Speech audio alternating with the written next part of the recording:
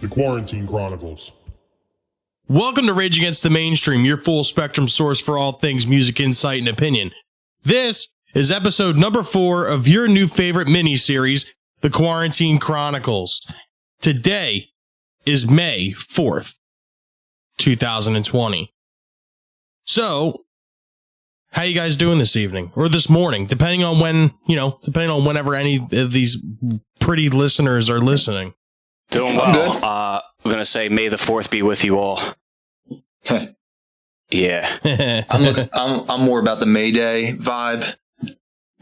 Yeah, I'm all about Star Wars on these typical days. This is definitely the time to go through maybe all 9, but more than likely, I would say 5 of the original 6 in Rogue One. Nice. Yeah. And if you're looking to get, musically involved with the Star Wars saga, there's a metal band you can check out called Galactic Empire, where they take all of the John Williams composed masterpieces and basically turn them into metal or metalcore versions, which I believe can stand up to pretty much any kind of cover, really. I think that for what it is and how they're able to basically turn this into basically a national touring act where these dudes dress up like fucking, various characters from the series. I think that it's pretty amazing, really. Personally, I prefer the post-hardcore Death Star band, but I mean, Galactic Empire did pioneer the metal Star Wars thing. So no, I'm just kidding. There's no such thing as the Death Star band. It's actually a pretty good idea, though. So, have you guys heard or seen anything new or interesting in the past week?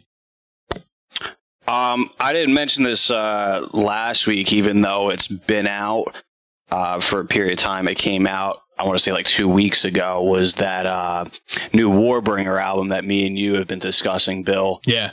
Finally fully released. I was able to get through the whole thing since the last time we guys met.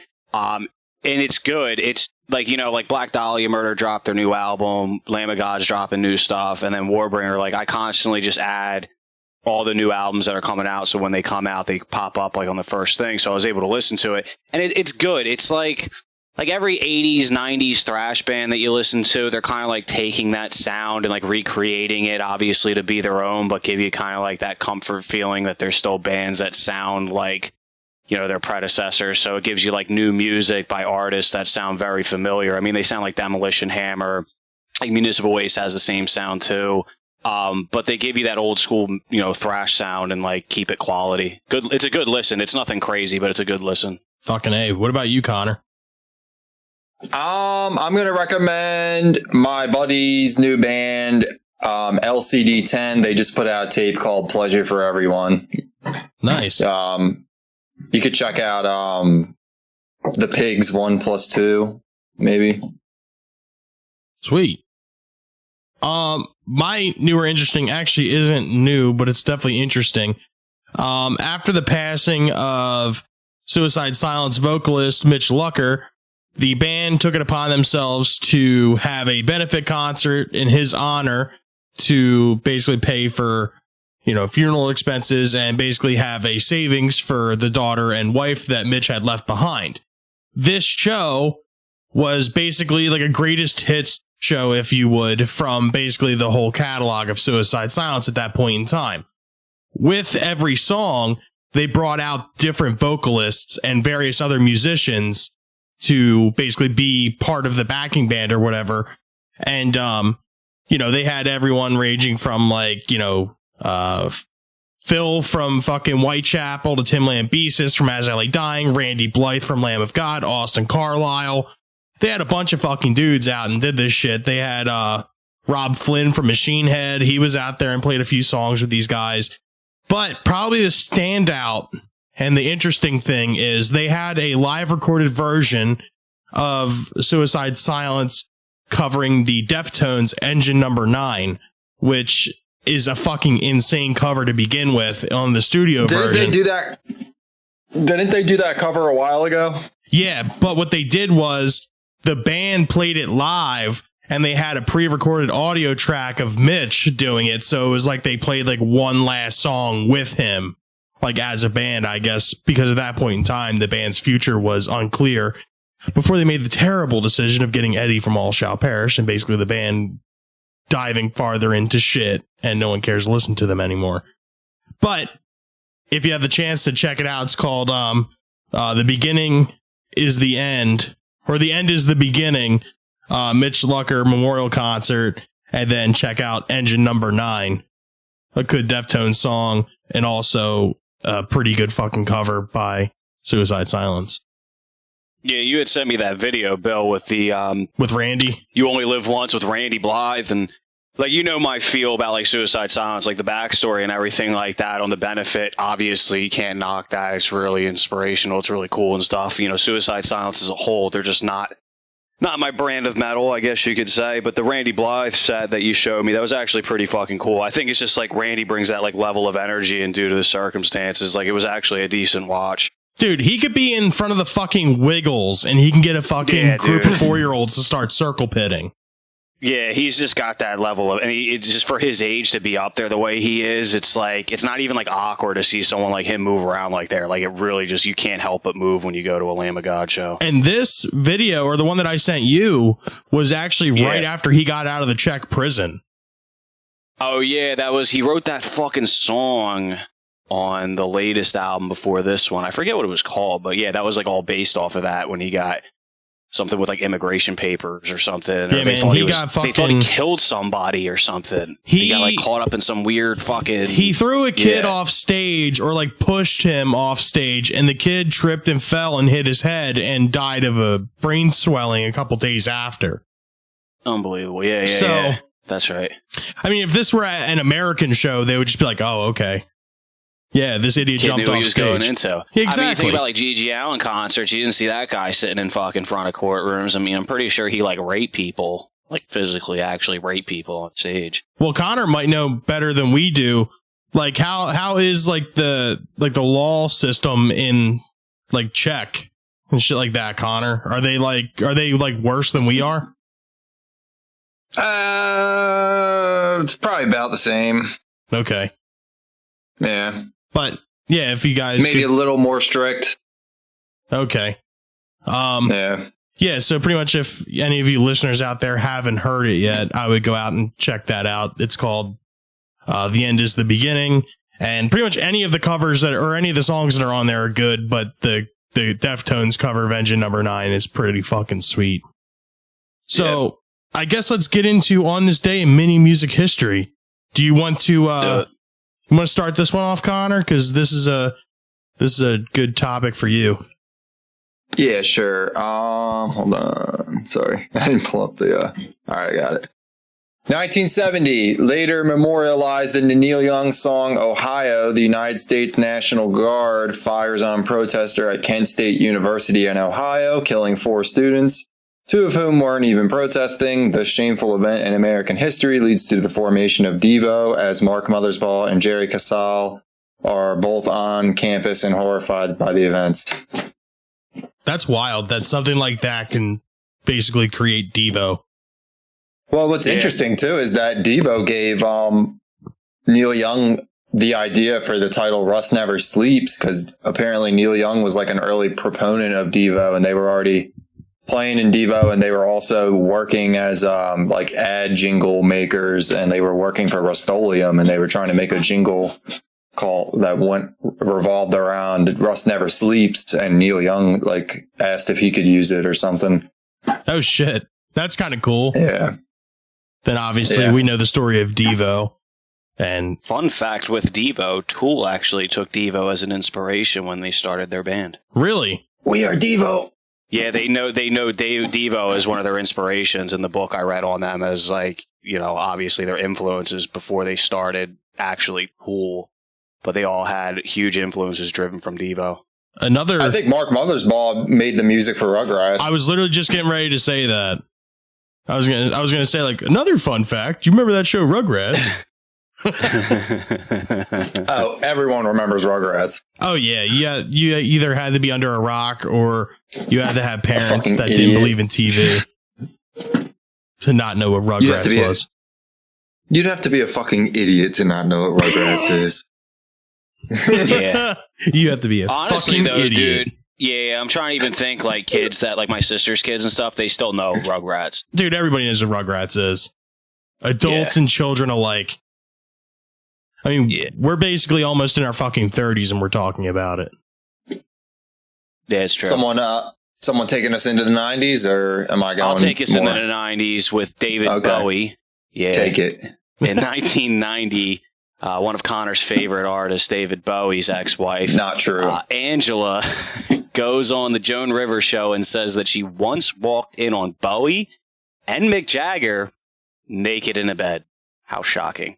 The man's a sexual deviant. Angela signed a gag order when she divorced Bowie that kept her from talking for 10 years and was taking advantage of the opportunity to finally speak. Damn. I also want to clarify, he's not a sexual deviant because he was in the bed with Mick Jagger. He's a sexual deviant because he's a pedophile. Preyed on young women.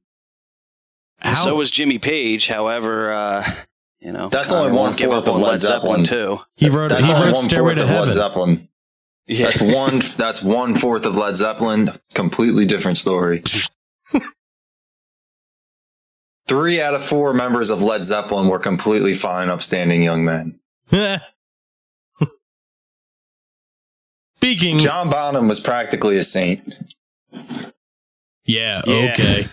Definitely a saint. Speaking of upstanding young men, in 2012, Adam Yauch, aka MCA of the Beastie Boys, dies of cancer at age 47 in New York City. Rest in peace, Adam. Yo, crazy that was 8 years ago. Yeah, I know. Yeah, I know. Even crazier, not to be fucking selfish or whatever, because obviously this pandemic is a pretty big deal. What I'm actually pissed off about is now we have to wait for this fucking Beastie Boys movie. I'm kind of over the Beastie Boys. I still want to see the documentary, though. Yeah, that's how I feel about it, too. I mean, the Beastie Boys for me are just kind of like... I mean, there's never like a real moment where it's like certain artists that kind of like fit into that genre don't give me, the same level of quality as the Beastie Boys, but them as a whole, like I never really like am dying to listen to the Beastie Boys. Like Paul's Boutique, I'll listen to that. I'll fuck with that album, obviously. I mean, I might have a moment or two, but they're never like in rotation for me, I guess you could say. But that documentary, hell yeah, like I like them enough where I would definitely be interested in seeing that. Oh fuck yeah, Sabotage came on today, and I fucking got into it. Ill Communications, probably my favorite. Yeah. Yeah, you can't hate the Beastie Boys, but yeah, they just don't give me like a level of fucking excitement that some other bands and artists I could say would. Well, it just depends. I mean, I don't know. Like, I have a couple of Beastie Boys songs on my Spotify, and when it's skipping through songs or whatever, and some shit like a fucking Beastie Boys song comes on, like today, fucking like I said, Sabotage came on. And it instantly took me back to that like nostalgic time where I remember hearing Sabotage for the first time and thinking like, holy shit. Like that was like this is fucking nuts. Can't stand it. I know you planned it.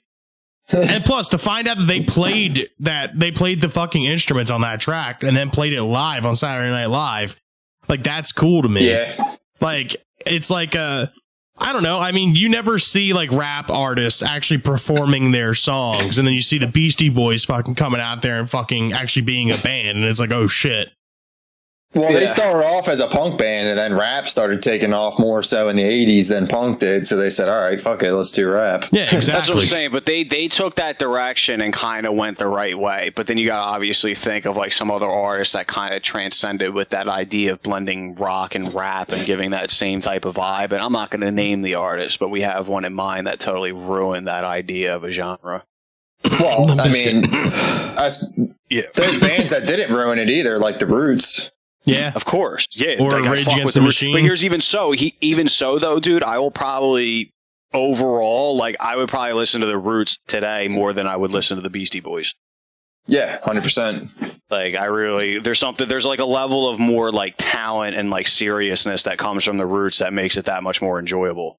Yeah, it's almost like the Beastie Boys were like a satire of like rap and excess. Exactly. And I think that's the thing. They never went full like to be a satire. So you still have to appreciate them as artists. And I do. But like you put them up, like I said, compared to especially someone like a band like the Roots. Yeah. It's just a different level of talent and musicianship. Yeah, I can definitely stand behind that. Yeah. Now, like Questlove's that dude. I'm going to say that. Oh, fuck yeah, dude. Questlove's awesome. He has like a weirdly shaped body, too. He's kind of shaped like a pear. Or like a cupcake.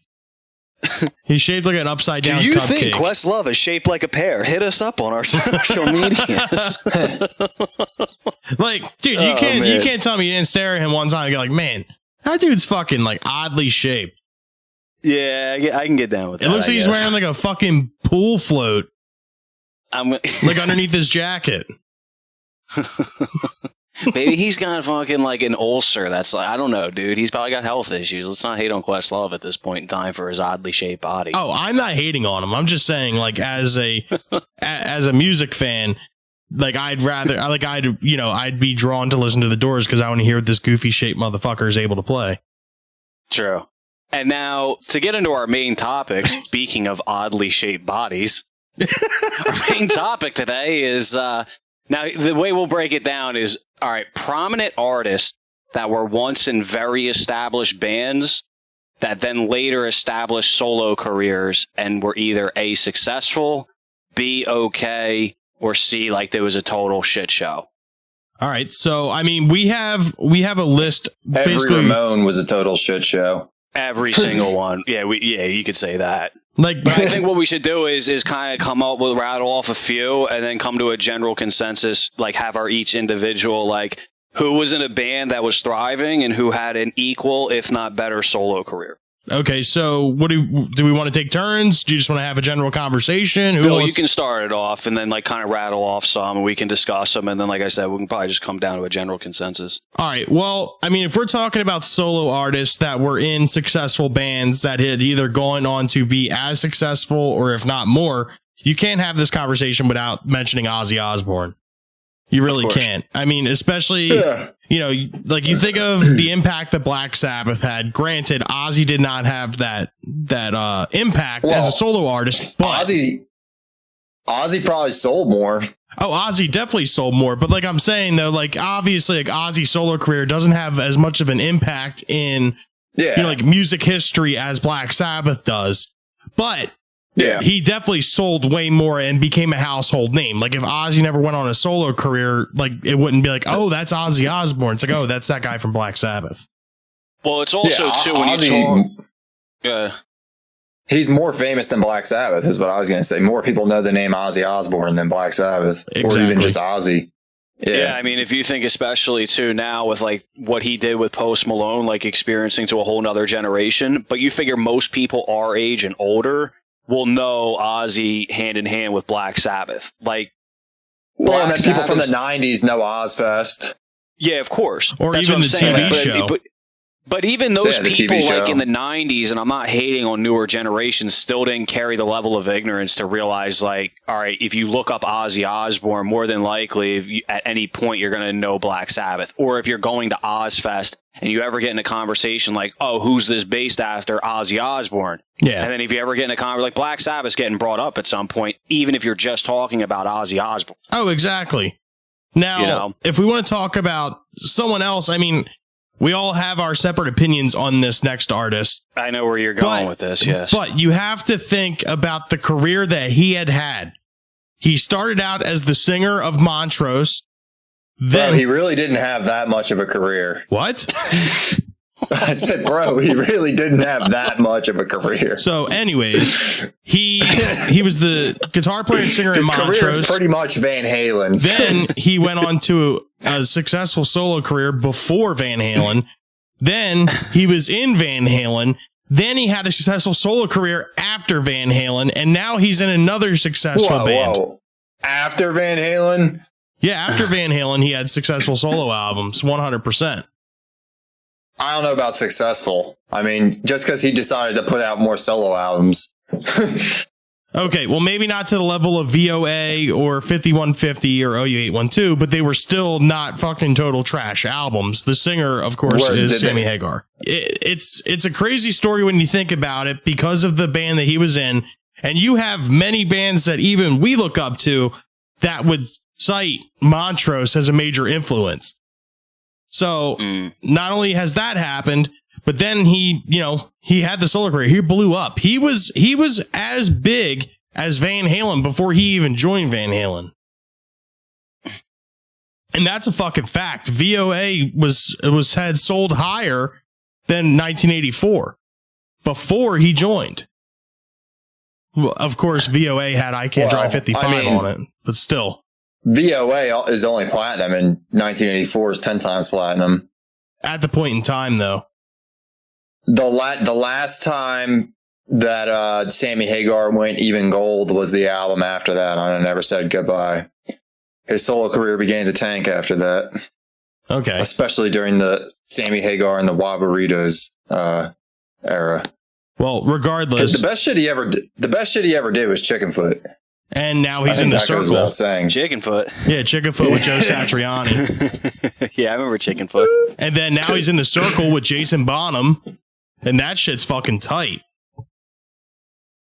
But regardless, he was in a good band. He had a good solo career. Then he was in another good band and then had a solo career after that. So, yeah, that's Sammy Hagar. Obviously, we all know about David Lee Roth, and he was in Van Halen. Then he had a solo career. Then he basically fell off the face of the fucking earth and then ruined Van Halen. And then now he's ruining his solo career, too. So I don't really feel like getting into that one. I think we can all come to the general consensus that Sammy Hagar has done better than David Lee Roth post Van Halen. Well, if not for anything else but Chickenfoot. Chickenfoot was a legitimate hit. Yeah. Yep. Danzig, though, next on the list here. That's a big one. I think the thing with Danzig is because if you go back to like Ozzy, it's like the talent you surround yourself with. Mm-hmm. With Danzig, I mean, the Misfits were never going to break into the mainstream, but he had a level of talent with his voice and the energy and like brought that different aesthetic to punk that if you figure the punk scene, especially in the early 80s, you didn't really have a vocalist like Danzig.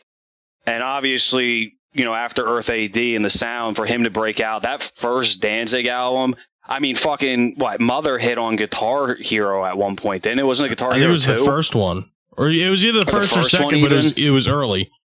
Well, we were talking about it was in Grand Theft Auto as well. Yeah, it was in Grand Theft Auto San Andreas. I can't remember which came out first, though, with the idea of that song. Like getting some San Andreas. Mm-hmm. Was it San Andreas?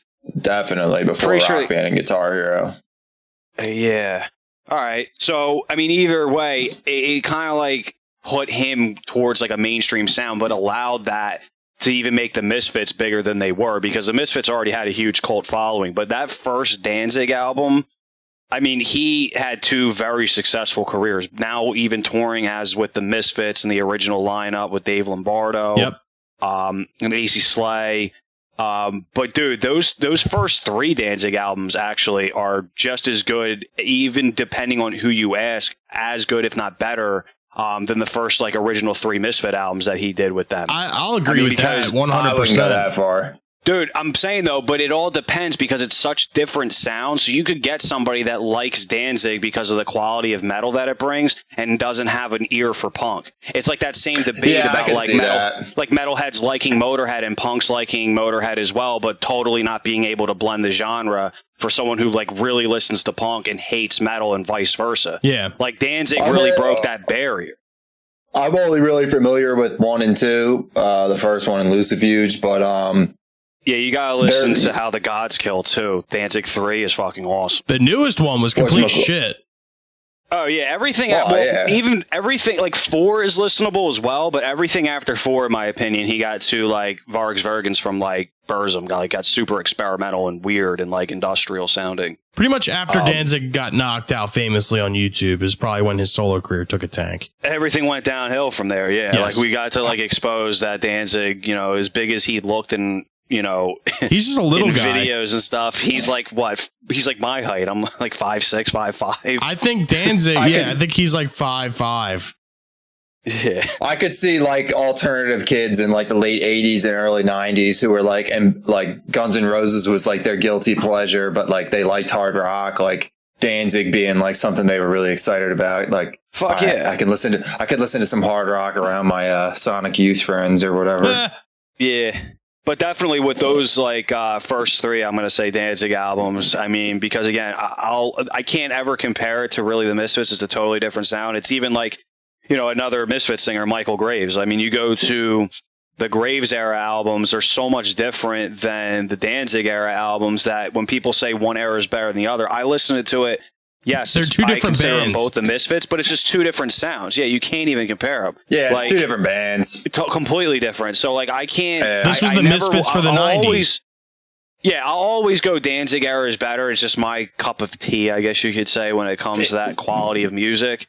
But Graves era Misfits is just as good. I never get to a point where I'm such a fucking loyalist fan that I'll never agree that Graves Misfits era is shit. I can never say that. It's still good. Well, because that would be a lie. But even him, yeah, like even What's him that? having a solo career. I mean, he never blew up, but he's had some good stuff. I mean, there's a lot of successful Graves albums like Web of Dharma, Illusions that he did with Damien Eccles. I mean, a couple of his live albums that he did with the Illusions tour. Even his Gotham Road shit. I mean, he's done a lot of good stuff outside of the Misfits as well, but like Danzig just had a whole nother level of a career. Taking a sidebar here for a second, if you're listening, anyone affiliated with Michael Graves or Michael Graves himself, please respond to our Instagram messages, for I have messaged you a total of 5 times about getting you on our show, but you are a very elusive man to get a hold of. Please respond. Yeah, it's kind of crazy considering like he's nobody? You know, his level of publicity. I mean, yeah, call it spade to spade, dude. He's a fucking nobody. He's not answering us. Like when you can, like I was listening to one of his live albums, and you can literally hear like the bartender like passing someone a drink because there's just such a thin crowd in there, so you can hear like every sound in the bar that he's playing. I mean, if you're listening to fucking Seattle in '89, you're not going to hear someone's like fart glass bottle like clinking with somebody else. I'm pretty sure I heard a dude fucking burp or fart or something in the one video of him doing you dig can up hear her that bones. in the background. Bro, I messaged Graves because I saw him like responding to people's shit, and I messaged him. I wanted him to play me and my fiance's wedding in 2022, and this motherfucker. Like what? You're too good to get paid a couple grand to play a wedding? Are you shitting me? Bro, even Doyle responded to me. Yeah, that's crazy. Doyle told me no, but at least he responded. Yeah, I would take a hard no from Graves at any day. You know what I mean? Like at the end of the day, I still love your music. I'm going to talk shit because it's kind of disrespectful. Like you're not like, who are you? And like I would expect that from Sammy Hagar. Put it that way. Like last time I checked, fucking Doyle sold out fucking Madison Square Garden, and fucking, you know, Michael Graves couldn't sell out the fucking bar in Allentown. Bro, he's fucking the chick from Arch Enemy. I mean, yeah. Who, Graves? No, yeah. Doyle. Oh, no, not yeah. Graves is fucking his hand, dude. Yeah. Yeah, Graves, like he don't like pussy. He's weird, man. Like I like his music. I like the '90s Misfits and everything, but he's weird. I don't know. So, he like lost it. I feel like he like lost his mind somewhere along the road here. I don't know. Before we get into Connor's pick, I want to just do a fun story about Graves, and this is total folklore at this point, because when I was younger, I believed this from my friends, but to this day, I think it's a complete lie. So I had a friend, most of you know him on the show. His name is Worm, a.k.a. Matt. And Worm and my friend Pat, who is in this band called Decap Attack, shout out to Decap Attack, great band. They apparently were good friends with Michael Graves because he grew up in a part of New Jersey, and because of the spot he grew up, he played hockey, and these guys lived in Audubon, played hockey with him. But apparently there's this story that somebody, I think it was Pat's birthday, and like my friend Matt got Michael Graves to actually show up, and he showed up with a bunch of sugar cubes laced with acid. And they all got super high on acid, and for some reason, about 45 minutes while they were tripping, Michael Graves was walking around with his penis hung out the whole entire time. And my buddy Matt was like, yo, I got a small dick, but Michael Graves' dick makes mine look large. And I'm like, bro, like, I'm 15 years old. That makes perfect sense. I know, now I got this all in my head that every time I think of a dick move by Michael Graves, I have to remember that he has a small penis. So this actually gives me comfort in knowing that when he's not responding to my, you know, multiple messages on Facebook and other various social media outlets, that He's got a small penis. Like, are we talking like G.G. Allen or?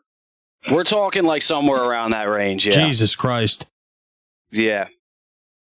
Like you're probably peeing on your balls when you go to the bathroom. Michael Graves' penis could fit inside Tommy Lee's hole on his penis. Yeah, his urethra. Yeah, definitely. Mm-hmm. Wow. But anyway, moving on to Slash. Speaking of dicks. Fuck it. Yeah, I mean, Slash, it seems pretty dumb, his whole solo career. It's just like, yeah, I'm going to play through a bunch of effects and like there's going to be vocals on it and it's going to be probably someone famous. Well, it's not even that. It's like, okay, I'm doing a solo career where I'm going to play all the music that you've already heard by every band I've ever been in. It's like, oh, you want to hear Guns N' Roses? No problem. Come to my solo career. Yeah, come to my solo career. You like Velvet Revolver? You want to hear some Snake Pit? Yeah, you want to hear some Snake Pit? You want to hear some Velvet Revolver? No problem. Come see me and the Co-Conspirators. I'm not gonna lie though. Okay. Miles Kennedy is a motherfucker with vocals. He's a good singer. Yeah, but that you can't be like, oh yeah, my fucking solo career, and it's like it's only because this dude's a good singer. Well, I'm gonna say too that Velvet Revolver lineup was pretty sweet too for a while. Oh, I agree. But yeah, his solo career. I mean, it's just you gotta figure the level that Guns N' Roses hit. I mean, his solo career was kind of just like, I'm just trying to keep playing music. I really just want to keep going out there because you don't see him doing dick now that Guns N' Roses reunited and made a couple thousands and thousands and thousands of dollars per show. Oh, yeah. I mean, guys like that, I mean, that's just all they have to do is just stay around long enough for a big, formation and be able to go back out there. I mean, look at fucking Motley Crue. Like 6 a.m.? Yeah. God damn. If I only knew that all I had to do to be successful was to be a mediocre guitar player in a successful band and wear a top hat, I would have been doing this a long time ago. Yeah. Mediocre. Yeah, I mean, back then it's all about like personality and image. I mean, Slash's image will carry on forever. Oh, fuck yeah. That's the thing, too. And then the next titan of solo careers, Chris Cornell. Undeniable. Yeah. Yeah, I mean, Chris Cornell's probably, well, I mean, it's really only him and Eddie Vedder, but he's my favorite grunge solo guy. What about Jerry Cantrell? Oh yeah, Jerry Cantrell. I mean, yeah, I guess Jerry Cantrell's album was about as successful as or his two albums were probably about as successful as Chris Cornell's. He had 3 albums. He had Boggy Depot and Degradation Trip 1 and 2. Okay, I didn't realize he did a second Degradation Trip. Yeah, it came out in 2002. Yeah, I mean, Chris Cornell's got way more albums than that. Oh, yeah. And Chris Cornell was still doing the solo shit almost right up until he died. Yeah, he just came out with an album when he died. Nearly Forgot My Broken Heart. Yeah. The one, Higher Truth. Yeah. Nearly forgot. This shit's crazy. Like, I can't hit that. No, he's got one of those voices, dude. There was something in the water there in Seattle. Yeah, facts. They got that fucking Mount St. Helens ash in the water that just burns out all the bullshit and provides a fucking crystal clear fucking audio projection. So we have a band here. They were pretty famous, but the one dude, George Harrison, went on to have the big success with that song Ding Dong Ding Dong that most people know them from. But they all actually had pretty good solo careers. I mean, George was the titan of the group. He had the first and last solo #1 from any Beatle. The first being My Sweet Lord and the last being Got My Mind Set on You, and all the way in 1987. But I mean, John Lennon and Paul McCartney had respectable solo careers, and Ringo as well. Mm-hmm. So do you remember the movie fucking what was it, 500 Days in Summer? Yeah. Or something? Yeah, I was never a fan. So I forget the name because I actually went and listened to the album just because of that movie, the Ringo Starr album that she picks up in the record store because she swears like Ringo's her favorite. Sentimental Journey. Trying to fucking find it, man. But I mean, I had never, I listened to George Harrison because of, My Guitar Gently Weeps, obviously Paul McCartney and John Lennon, but I had never listened to anything solo by Ringo Starr. I'm not a huge fan of Ringo Starr's solo career at all. He has some good stuff. He has a huge discography, but I'm just not a fan of it. And it goes back to because I guess I'm not a huge Beatles fan to begin with, like most typical Beatles fans. But I mean, just solo careers alone of all those guys. Yeah, I'm not a huge Ringo guy. What's the one song? Have you ever heard, I forget what it's called. Photograph or Year 16? You heard those? I was actually just looking at it because I'm looking at his greatest hits album, The Very Best, that came out in 07, and that's the lead-off track. It's from his self-title in 73. Yeah, it's all right. I mean, again, but just the quality of songs you got from McCartney, even some from George Harrison. I mean, obviously we know the smash hit that Connor definitely reminds us of. But again, it's just, I don't know, Ringo's solo career there's just nothing about it to me that I find appealing. Dude, Good Night from Vienna charted at number 39 on the West German Media Control albums chart. Just in case you didn't know. Now, here's one. Would you consider Henry Rollins to have had a solo career with the Rollins band? Or would you consider that him just doing another band? It's his name. Yeah, I consider that, yeah. I heard, actually, that he never wanted to call it Rollins Band. That was suggested by whatever record label he was on at the time to actually, like, sell. Yeah, that sounds like a bunch of bullshit. I mean, if he was really Mr. Big Black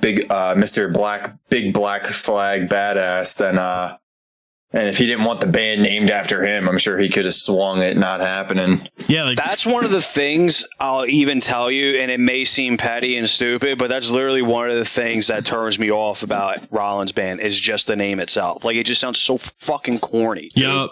I'm kind of over Black Flag and Henry Rollins and the whole gambit there. Dude, I'm telling you, Damaged, I'll always get into. My War. I mean, you go a little further, but dude, Keith Moore's I like the Black first Flag. 4 years and Damaged and My War, but like Keith Moore's Black Flag. It's all right. Yeah, I like Keith Morris better than Henry Rollins for sure. I'll take Circle Jerks too over any Henry or any Rollins Band song any day. Yeah. Oh, 100%. Yeah. Any day. Tell you that. Yeah. So I guess to kind of Keith. No, what were you saying, Connor? Keith Morris gets a bad rap because he was like fucked up, but I mean, yeah. But he did. What do you want? He still put a staple out there with the Circle Jerks and even his original stuff with Black Flag from the start. I mean, that's some of the best. Yeah, honestly, Nervous Breakdown is better than anything Henry Rollins did with Black Flag. Yeah. Yep. In my book. Yep. So I guess to kind of wrap this up. Yeah. What do we want to do? Like, pick a particular artist that we think had a good solo career. I pick one that you can say was equal or better, and then pick another one that you said was an absolute flop compared to their band. Okay. Well, Neil Young was definitely better than every band he was in. I can agree with that. I mean, like, some people might argue. Yep, I saw Neil Young on the list, and I was grabbing that one, bud. Yeah, I know this. I mean, some people might argue for CSNY being better than Neil Young, but I mean, they only have, 3 albums over like 40 fucking years. Yeah, that's true. Yeah. So, I mean, they're basically arguing that Deja Vu is just better than any Neil Young album, which I also wouldn't agree with. All right, so who would you say wasn't as good as their previous band? Fucking Slash. Yeah. I can agree with that. Yeah. Definitely. I guess for the artist that had done more or on an equal level would have to be Ozzy Osbourne. 100%. Yeah. Basically from Blizzard of Oz on, basically up until like Osmosis, really. And I'll say even Jerry Cantrell and Chris Cornell too for kind of keeping it going. Like, no, they weren't as good as Soundgarden, but they kind of did as good as they could. Yeah, I can agree with that. But the thing with Jerry, though, is that Jerry's solo albums had the Alice in Chains members in them. It just wasn't Lane. So it was essentially Alice in Chains just without Lane Staley, which, I mean, you can take that any way you want to. But I don't think his solo career had done as well as Alice in Chains, though. Do you listen to Boggy Depot and the other two regularly? Not regularly, but when I did get Boggy Depot, I wore it out. Yeah. Dude, I love Boggy Depot. That's a fucking good album, honestly. Like, that could have been another Alice in Chains album without a question. What do you like better, Boggy Depot or Black Gives Way to Blue? Boggy Depot. Yeah. I mean, don't get me wrong, because I like rode on that for a long time. I rode on Black Gives Way to Blue. I loved that shit when it came out. But, like, after going, like, deeper into, you know, Alice in Chains and whatever, like, Boggy Depot all day. I have Alice in Chains up until Unplugged. Really? Yeah. You didn't like Black Gives Way to Blue at all? I gave it back to you. Remember you like gave me your copy and then I gave it back. Oh, yeah. I like it, but I mean, I don't have it. Now, is it because you just didn't like the album or you don't like William Duvall? No, I like William Duvall. I think he does as good a job as he can. Okay. I like Black Gives Way to Blue, and I like the album they did after that, Devil Put Dinosaurs Here. Yeah, that was pretty good too. I just don't have it. That's just I never got around to buying it. All right, so what about you, Steve? So my obvious pick for definitely equal, if not better, is Danzig. I think Glenn Danzig's solo career is just as established and prominent as what he did with the Misfits. I think both sounds are kind of like a wide range. I think he did really well with that transition. I think even the more music style, everything. Yeah, like I said, I think you get a level of quality that you can't get from the Misfits, but you get more enjoyable tunes overall each Misfits album that he put out. Like, it's just they're versatile enough where you can listen to both albums and appreciate different sounds and get a lot out of it. Now, the one that's a flop that we didn't mention is Halford, which was Rob Halford's band from Judas Priest. Oh shit! Yeah. So after Painkiller in 1990, that's when he started it, and he ended up releasing like I think 3 or 4 albums before he came back in 2005. He recorded a couple after he came back in 2005, but between 1990 and 2005, it was Tim the Ripper Owens there. And first of all, Priest fell off. It wasn't like you figure when Dio came in for Sabbath, it wasn't really Sabbath, but at least you got a decent vocalist and a decent sound out of like Heaven and Hell Sabbath. Like you can listen, there's some songs on there that's good. Oh yeah. But Tim the Ripper Owens, not a bad vocalist, but Priest just totally fell off at that point. And the Halford albums are, in my opinion, they're fucking terrible. Like that shit was such a huge fucking mistake on his part. I don't even know why you just came off a Painkiller and then you fucking left. Yeah. Like, that's crazy. Yeah. Arguably probably one of the best fucking metal albums of the 90s. Yeah, that's literally that front to back is probably one of the best heavy metal albums of all time. 100%. Definitely. What, Painkiller? Yeah. Yeah.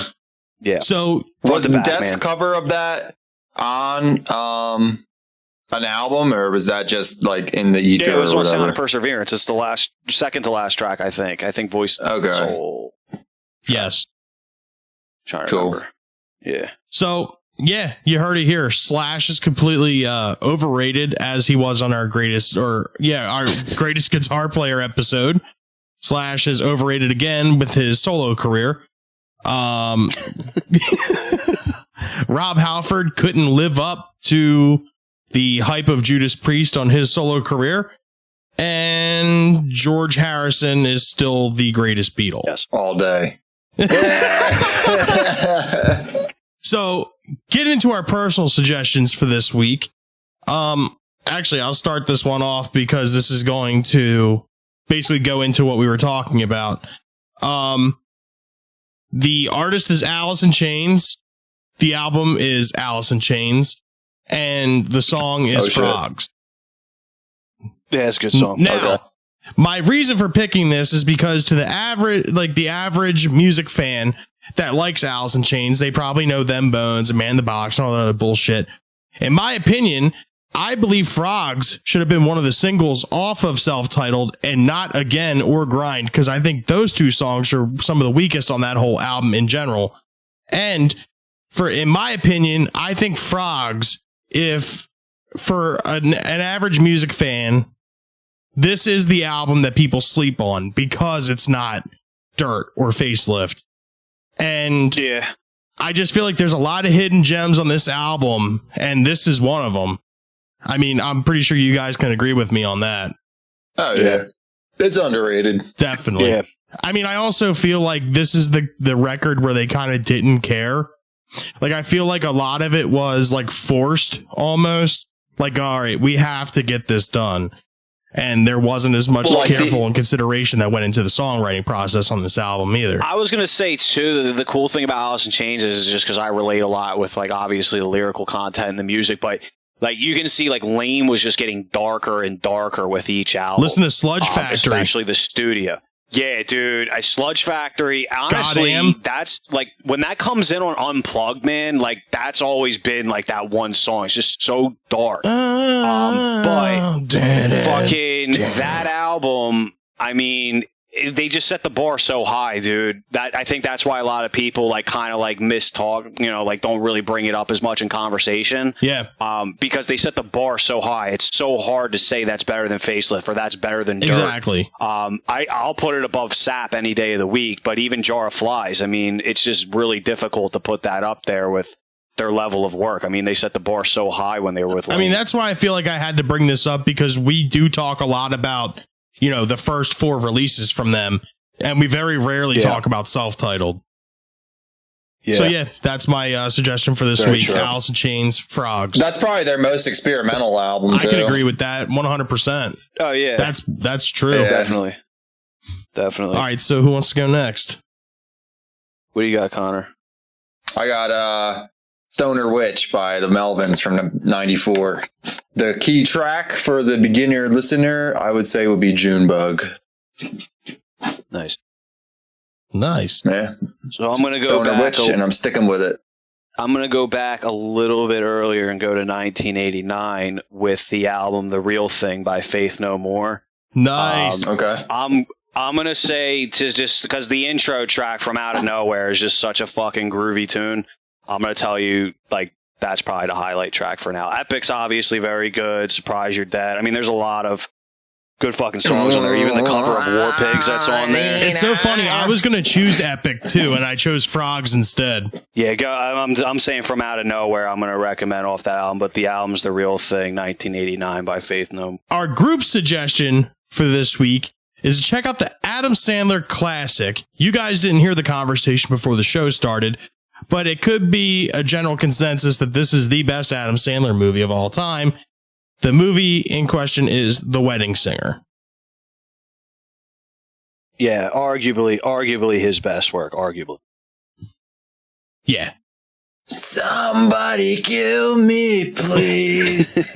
I'm on my knees. That whole scene is so fucking funny, dude. Kill me. I want to die. He's losing his mind. Before he's like, I've been listening to The Cure a lot lately, so. Yeah. It's funny because it sounded more like Nirvana or something than The Cure. Yeah, well, even the lyrical content. He's losing his mind, the way it gets but I'm loud in reaping the all the chorus, benefits. kinda. Dude, that scene is so great, dude. Yeah, John Lovett. You just inspired me to hire a DJ. You've inspired me to hire a DJ. That fucking movie's so funny. And the Billy Idol's fucking cameo in it, that shit was funny too. Yeah, on the plane. Yeah. No way. Hey, Billy, can I borrow your guitar for a minute? Hey, Robbie, great. Those record label guys, they'd really want to hear from you. Nobody messes with Billy Idol. There just happened to be a giant Billy Idol fan. Nobody messes with Billy. Yeah. We're not going to spoil the movie for you. But then again, if you haven't seen it by now, because this came out in 1996? Just a quick correction. 1998. Okay. 1998. Yeah, still, regardless. Yeah, there's no excuse for not seeing this if you're a fan of comedy. Yeah, and it's on like Comedy Central all the fucking time. Yes. And definitely. Bravo. Literally almost. You can be guaranteed at least once a week it's on syndicated television. Yes, this is true. But speaking of syndication, this has been Rage Against the Mainstream with our Quarantine Chronicles episodes. Hopefully one of these days we can get back together again. But until then, you can get us on our Facebook at facebook.com/RATM podcast. our Instagram and Twitter at RATM Podcast. And as always, we're waiting for your submissions, questions, comments, whatever. Do you think George Harrison wasn't the best Beatle? You can get us at ratmpodcast@gmail.com. But once again, this is Rage Against the Mainstream signing off for the evening. I'm Bill. I'm Connor. I'm Steve. Have a good night, guys. Thanks for listening.